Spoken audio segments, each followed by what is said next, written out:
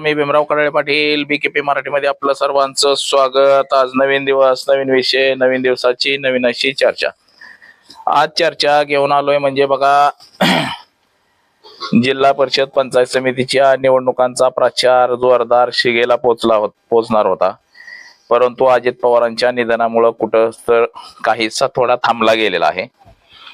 महाराष्ट्रभर एक दिवस प्रचार थांबला, त्यानंतर कालपासून प्रचार सुरू झालेला आहे। त्यातच इंदापूर तालुक्यामध्ये अजून सुद्धा प्रचार बंद आहे। गाजावाजा जो होता गाड्यांचा, ज्या गाड्या लावल्या गेल्या होत्या सगळ्या, म्हणजे भोंगा लावलेला होता, तो मात्र बंद झालेला आहे। प्रचार सभा सुद्धा अद्याप तरी बंद आहेत पुणे जिल्ह्यामध्ये। आणि त्यातले त्यात इंदापूर तालुक्यामध्ये मात्र कडकडीत प्रचार बंद आहे। फक्त गाठी भेटींवरती कार्यक्रम सुरू केलेला आहे, घरोघरी जाऊन गाठी भेटी, पण तो प्रचार सुद्धा उद्यापासून सुरू होईल असं काहीच चित्र आहे। परंतु इंदापूर तालुक्यामध्ये खरंच अजित पवारांचे जे निधन झालंय त्याची लाट निर्माण होईल का? म्हणजे त्याच्यामुळं इंदापूर तालुक्यातल्या 8च्या 8 जागा ह्या राष्ट्रवादीच्या निवडून येतील का? पंचायत समितीच्या 16 जागा निवडून येतील का? का भारतीय जनता पक्षाचंच कमळ फुलेल इथं? म्हणजे काही सांगता येत नाही निवडणुकीमध्ये। तर त्याच विषयाची आज चर्चा घेऊन आलोय। तर चला, सर्वप्रथम आपण जर चॅनल सबस्क्राईब केला नसेल तर चॅनल सबस्क्राईब करावा ही सर्वांना विनंती, आणि चला चर्चेला सुरुवात करूया। महाराष्ट्र राज्याच्या जिल्हा परिषद पंचायत समितीच्या निवडणुका लागल्यापासूनच काहीच इंदापूर तालुक्यातलं वातावरण ढवळून निघालं होतं। दोन्ही राष्ट्रवादी एकत्र आल्या, त्या महानगरपालिकेच्या निवडणुकांमध्ये जो पराभव झाला त्या पराभवामुळे दोन्ही राष्ट्रवादी काँग्रेस एकत्र आलं। त्यातले त्यात पुणे जिल्हा असेल, महाराष्ट्रामध्ये सगळीकडे असे चित्र आहे, त्यातले त्यात इंदापूर तालुक्यामध्ये याचा सर्वाधिक फटका हा इंदापूर तालुक्यामध्ये बसतो। त्याचं कारण हे तसंच आहे, कधी काळी एकमेकाच्या विरोधात ठाकलेले हर्षवर्धन पाटील आणि दत्तात्रय भरणे यांनी सलग 20 वर्षे एकमेकाच्या विरोधात निवडणूक लढवलेली आहे। 4 टर्म निवडणूक लढवली, त्यात 1 टर्म दत्ता भरणे यांना पराभव पत्करावा लागला, तर पुन्हा 3 टर्म हर्षवर्धन पाटलांना पराभव पत्करावा लागला होता। आता ह्या सगळ्या गोष्टी जरी असल्या, सगळ्या स्थानिक स्वराज्य संस्थेच्या ज्या सगळ्या निवडणुका आहेत त्या आजपर्यंत सगळ्या एकमेकाच्या विरोधात लढवल्यात। मग ती ग्रामपंचायत असू द्या, जिल्हा परिषद असू द्या, पंचायत समिती असू द्या, किंवा अजून कुठल्याही निवडणुका असू द्या, साखर कारखान्याच्या असू द्या, ह्या सगळ्या एकमेकाच्या विरोधात निवडणुका लढवलेल्या आहेत। परंतु दोन्ही राष्ट्रवादी काँग्रेस म्हणजे शरद पवार आणि अजित पवारांनी सांगितलं की बाबा आता आपल्याला थांबून चालणार नाही, एकत्र यावं लागणार आहे, आणि विरोधात जर आपण लढत बसलो तर मात्र आपला पराभव निश्चित आहे। आपला पराभवाचा फटका हा आपल्यालाच बसेल, आपली लोक निवडून येणार नाहीत, आपल्या हातच्या महानगरपालिका निघून गेलेल्या आहेत, तसंच जिल्हा परिषदा सुद्धा आपल्या हातची निघून जाईल। म्हणजे जे पुणे जिल्हा परिषद आहे, सातारा जिल्हा परिषद आहे, सोलापूर आहे, या सगळ्या जिल्हा परिषदेवरती राष्ट्रवादी काँग्रेसचं वर्चस्व आहे, जास्त करून पश्चिम महाराष्ट्राच्या पट्ट्यामध्ये। तर हे सगळं आपल्या हातून निघून जाईल, तर याच्यासाठी आपण एकत्र येणं गरजेचं आहे। म्हणून जिल्हा परिषद पंचायत समितीच्या निवडणुकांमध्ये सुद्धा एकत्र येऊन निवडणुका लढवण्याचं ठरलं होतं। तसंच काहीच झालं, इंदापूर तालुक्यामध्ये दोन्ही राष्ट्रवादी एकत्र आले, हर्षवर्धन पाटील आणि दत्तात्रय भरणे हे एकत्र आले।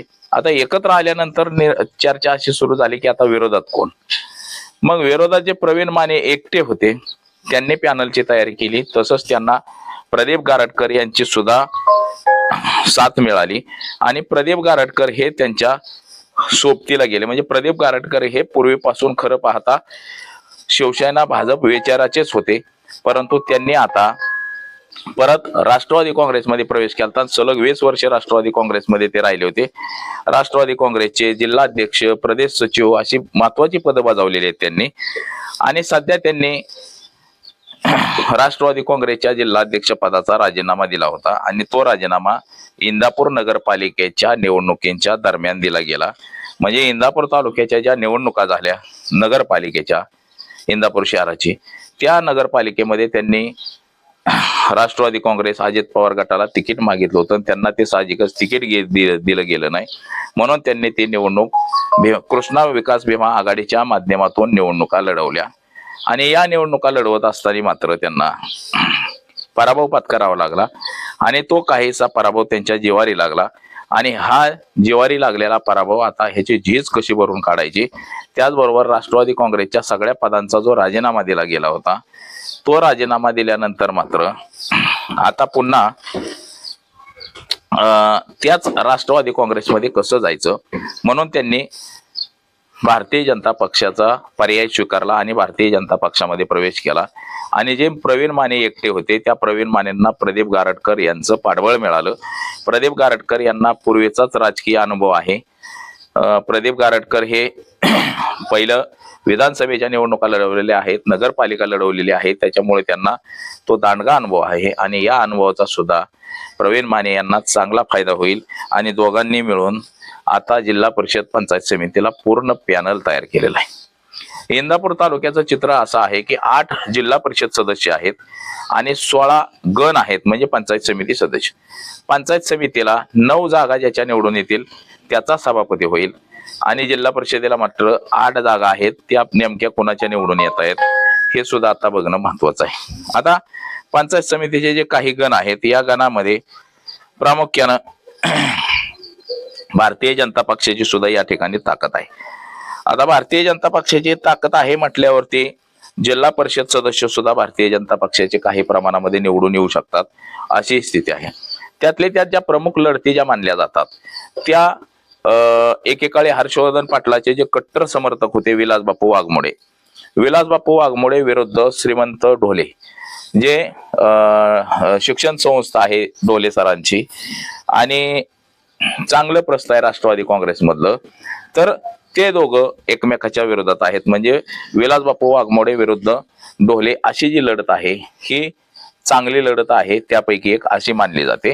त्याचबरोबर जो वडापुरी गट आहे, वडापुरी गटामध्ये सुद्धा आप्पासाहेब जगदाळे यांचे चिरंजीव या ठिकाणी उभे आहेत. तर त्यांना विरोध म्हणून भारतीय जनता पक्षाचे गोटू पांढरे म्हणून हे त्यांच्या विरोधामध्ये आहेत. तर हे विरोधात असल्यामुळे ह्या सुद्धा 2 लढती ज्या आहेत ह्या लढती एक प्रतिस्पर्धींच्या म्हणजे चांगल्या लढतींपैकी ही सुद्धा एक लढत मानली जाते. त्याचबरोबर पळसदेव मध्ये सुद्धा अशीच काहीशी परिस्थिती आहे. त्या पळसदेव मध्ये सुद्धा तिथं दीपक जाधव यांची पत्नी आणि तिथलेच ढुके म्हणून आहेत ते भारतीय जनता पक्षातून. अशा एक 4 लढती, आता मी ज्या 3 सांगितल्या तुम्हाला यापैकी अजून एक लढत, अशा 4 लढती ह्या काटेकोरपणा म्हणजे या ठिकाणी कोण निवडून येईल ते सांगता येणार नाही, अशा 4 लढती आहेत प्रामुख्यानं. तर तसं पाहता जंक्शन म्हणजे तिकडचा जो जिल्हा परिषदचा गट आहे हा सुद्धा इथं सुद्धा सागर मिसाळ विरुद्ध तिथले जे भोसले आहेत ते भोसले म्हणजे कधी काळी त्या जंक्शनचे सरपंच असणारे प्रमुख व्यक्ती तिथं जिल्हा परिषदेची निवडणूक भारतीय जनता पक्षाकडनं लढवते.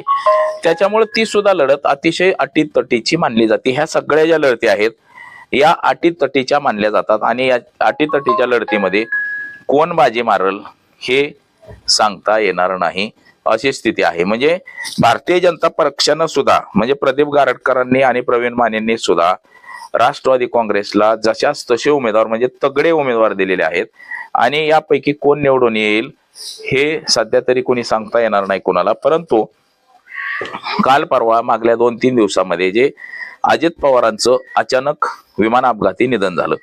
अजित पवार हे जिल्हा परिषदेच्या निवडणुकीच्या सभेसाठीच येत होते. बारामती तालुक्यामध्ये 4 सभा होत्या, तर इंदापूर तालुक्यामध्ये सुद्धा सभा होत्या आणि या सभेसाठीच अजित पवार हे मुंबईवरनं बारामतीला येत होते विमानतळावरती. त्यांचा अपघात झाला आणि हा अपघात अख्ख्या महाराष्ट्राच्या जिव्हाळी लागला. इंदापूर तालुका हा तर त्यांचा घरचा मतदारसंघ असल्यासारखा बारामती लोकसभा मतदारसंघामध्ये हा इंदापूर तालुका येतो आणि हे इंदापूर तालुक्यामध्ये वारंवार अजित पवार येत होते. त्यांचं बारकाईने लक्ष होतं सगळ्या कामांवरती.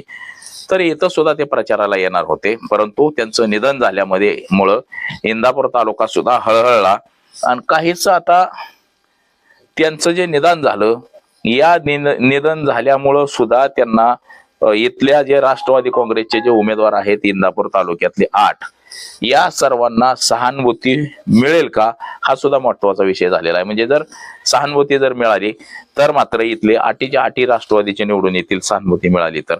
परंतु आता कालच अजित पवारांच्या पत्नीनं सुनेत्रा पवारांनी उपमुख्यमंत्री पदाची शपथ घेतलेली आहे, आपण पाहिलेलं आहे. याच्यामुळे सुद्धा काय म्हणजे चलबिचल होतंय का खरंच अजित पवारांच्या मृत्यूची सहानुभूतीची लाट तयार होऊन पुण्याची जी जिल्हा परिषद आहे तसंच इंदापूर तालुक्यातले जे सगळे आटीच्या आटी गट आणि 16 पंचायत समितीचे जे गण आहेत हे सगळेच राष्ट्रवादी काँग्रेसच्या ताब्यात जातील का, असं सुद्धा आता चर्चा लोकांमध्ये निर्माण झालेली आहे. म्हणजे अजित पवारांच्या अपघाताचा फायदाच होतोय का तोटा होतोय हे सुद्धा आता बघणं गरजेचं आहे. परंतु इंदापूर तालुक्यामध्ये ज्या लढती आहे ह्या सहजासहजी तरी राष्ट्रवादी काँग्रेसला जिंकणं कठीण आहे असंच काहीस सध्या तरी आपल्याला दिसतंय. म्हणजे विरोधकाची सुद्धा मोठी ताकद अशी तयार झालेली आहे आणि विरोधक सुद्धा निवडणुकीची चांगली मोठ बांधण्यामध्ये तयार झालेले आहेत आणि मोठ बांधण्यात यशस्वी झालेले आपल्याला काहीसे दिसत आहेत. हे सुद्धा चित्र तितकंच खरं आहे. म्हणजे विरोधक हे राजकीय मोठ बांधण्यात प्रदीप गारटकर आणि प्रवीण माने हे यशस्वी झालेत असं सुद्धा आपल्याला सध्याचं तरी चित्र दिसतंय. नगरपालिकेमध्ये जरी अपयश आलं असलं तरी त्याच्यामध्ये 6 नगरसेवक निवडून आलेले आहेत. तसंच जरी जिल्हा परिषदेला अपयश आलं तरी 2-3 जागा जरी जिंकल्या 2-4 जागा तरी ते फार मोठं असं यश आहे असंच एकंदरीत आपल्याला सध्या तरी मानता येईल. तर आज एवढंच. माझा सहकारी कॅमेरामन अनिकेत मी भीमराव कडाळे पाटील, BKP मराठी, इंदापूर, पुणे.